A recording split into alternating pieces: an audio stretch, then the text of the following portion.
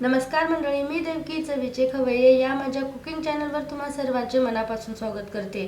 आज मी तुम्हाला असा एक पौष्टिक गोडाचा पदार्थ बनवून दाखवणार आहे। याआधी तुम्ही कधीच खाल्ला नसाल, काहीतरी गोड खाण्याची इच्छा झाली तर हा पदार्थ कोणतीही पूर्वतयारी न करता घरच्या आहेत त्या साहित्यात तुम्ही झटपट बनवू शकता। ना तळायची कटकट, ना कोणते सामान बाहेरून आणायचं, असा मस्त लुसलुशीत पदार्थ एकदा बनवून तर पहा। चला तर मंडळी, हा पदार्थ बनवण्यासाठी मी इथे एक मोठंसं भांड घेतलेलं आहे। यामध्ये 1 वाटी बारीक रवा घ्यायचा आहे आणि जर तुमच्याकडे बारीक रवा नसेल, जाड रवा असेल तर त्याला मिक्सरला फिरवून घेतलं तरी चालेल। आणि कोणतीही अशी 1 वाटी तुम्ही सेट करा, म्हणजे रेसिपी अजिबात चुकत नाही। माप परफेक्ट असलं की अजिबात टेन्शन येणार नाही। आता याच वाटीने 1 वाटी ओल्या नारळाचा किस घेतलेला आहे। जर तुम्हाला किसून घ्यायचं नसेल नारळ तर मिक्सरला फिरवून घेतलं तरी चालेल, एकदम असं बारीक वाटून घ्यायचं आहे। आणि जर इथं ओला नारळ तुमच्याकडे नसेल आणि ही रेसिपी बनवायची असेल तर तुम्ही सुक्या नारळाची पावडर वापरलं तरी चालेल। आता या पदार्थाला चांगली बाइंडिंग येण्यासाठी अर्धी वाटी गव्हाचं पीठ वापरले मी, आणि गव्हाच्या पिठाला चांगलं असं चाळून घ्यायचं आहे, एकदम बारीक पीठ निघालं पाहिजे। फ्लेवर चांगला येण्यासाठी पाव चमचा वेलची पावडर आणि चव बॅलन्स राहण्यासाठी इथे चिमूटभर मीठ टाकल्यावर आता या सर्व जिन्नसांना आपल्याला हातानेच एकजीव करायचं आहे असं, कारण की हाताने केल्यामुळे चांगले ते एकजीव होतात। तर बघू शकता मंडळी, या सर्व जिन्नसांना मी चांगल्या प्रकारे एकजीव करून घेतलेला आहे। असं एकजीव केलं की थोडा वेळ याला आपल्याला बाजूला ठेवायचं आहे आणि लगेच पुढची तयारी करून घ्यायची। तर मंडळी, मी इथे गॅसवर एक स्टीलचा टोप घेतलेला आहे, त्यामध्ये 1 वाटी गूळ काढून घेत आहे।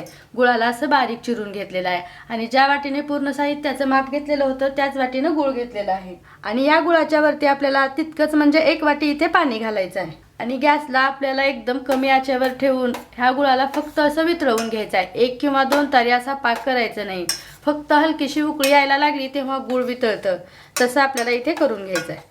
तर म्हणजे इथे गूळ चांगल्या प्रकारे मेल्ट झालेला आहे, म्हणजे पूर्ण वितळून गेलेला आहे। आणि तुम्हाला जर गुळाऐवजी इथे साखरेचा वापर करायचा असेल तर तुम्ही सेम क्वांटिटीमध्ये इथे करू शकता, म्हणजे ज्या वाटीने आपण साहित्याचं माप घेतलं होतं त्याच वाटीने तुम्हाला साखरेचं सुद्धा इथे प्रमाण वापरायचं आहे। आता आपल्याला गॅसला बंद करायचं आहे आणि गॅसला बंद करून आपल्याला या गुळाच्या पाण्याला हलकंसं थंड करून घ्यायचं आहे, म्हणजे हाताला चटका न बसण्यासारखं कोमट करून घ्यायचं आहे। तर मंडळी, ते हलकंसं थंड करून घेतलेलं गुळाचं पाणी संपूर्ण या पिठामध्ये आपल्याला काढून घ्यायचं आहे। आता या पिठामध्ये या पाण्याला चांगल्या प्रकारे एकजीव करून घ्यायचा आहे आणि मीडियम कन्सिस्टन्सीचं बॅटर बनवून घ्यायचं आहे।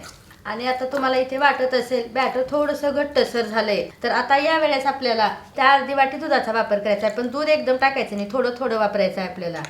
आणि मीडियम कन्सिस्टन्सीचंच बॅटर इथे बनवून घ्यायचं आहे आणि अजिबात गुठळ्या पडू द्यायच्या नाहीत, सतत चमचा असं चालवत राहायचं आहे। पाहू शकता मंडळी, मीडियम कन्सिस्टन्सीचं असं बॅटर मी तयार करून घेतलेलं आहे। आणि आता इथे रवा आणि गव्हाचं पीठ वापरलेलं आहे। 1-5 मिनिटापर्यंत आपल्याला या बॅटरला सेट होण्यासाठी ठेवायचं आहे, त्यामुळे रवा थोडासा फुलला जातो। आणि इथे झाकण न लावता असं सेट होण्यासाठी ठेवलं तरी चालेल।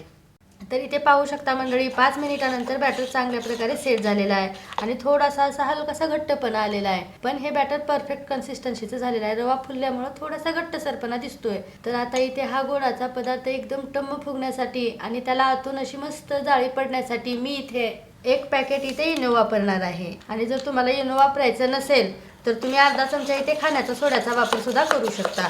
आता इथे इनोला चांगल्या प्रकारे बॅटरमध्ये एकजीव करून घ्यायचा आहे। एकजीव केल्यामुळे इनो चांगल्या प्रकारे बॅटरमध्ये ॲक्टिवेट होतो।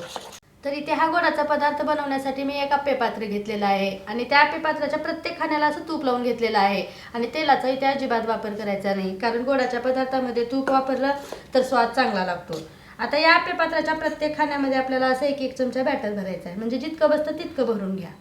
असं आप्पेपात्र भरून झालं की आपल्याला थोडंसं असं टॅप करून घ्यायचं आहे, कारण की टॅप करून घेतल्यामुळं मोकळी हवा निघून जाते।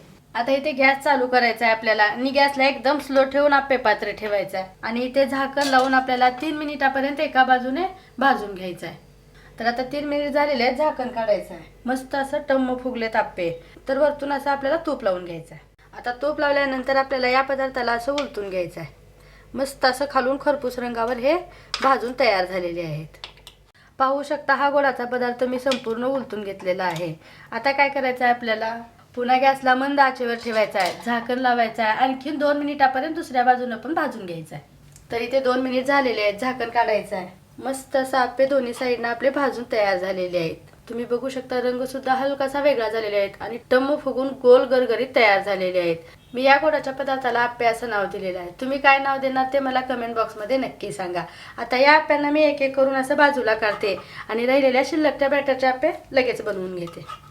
तर मंडळी, जितक्या प्रमाणात मी तुम्हाला साहित्याचं माप दाखवले आहे त्या प्रमाणात 25 ते 30 असे ओल्या नारळाचे गोड आप्पे तयार झाले। कापसापेक्षाही मऊ नरम तितकाच लुसलुशीत गोडाचा पदार्थ तुम्ही सुद्धा सहज बनवू शकता। तोडल्यावर आतून मस्त असा जाळीदार, दाताने न खाता ओठाने सुद्धा खाऊ शकता इतका मऊसूत, लहानच काय मोठे देखील आवडीने फस्त करतील। तर मंडळी, कशी वाटली आजची ही रेसिपी नक्की कळवा तुमची प्रतिक्रिया कमेंट बॉक्समध्ये। चला तर पुन्हा एकदा भेटू अशाच एका नवीन रेसिपी सोबत। धन्यवाद।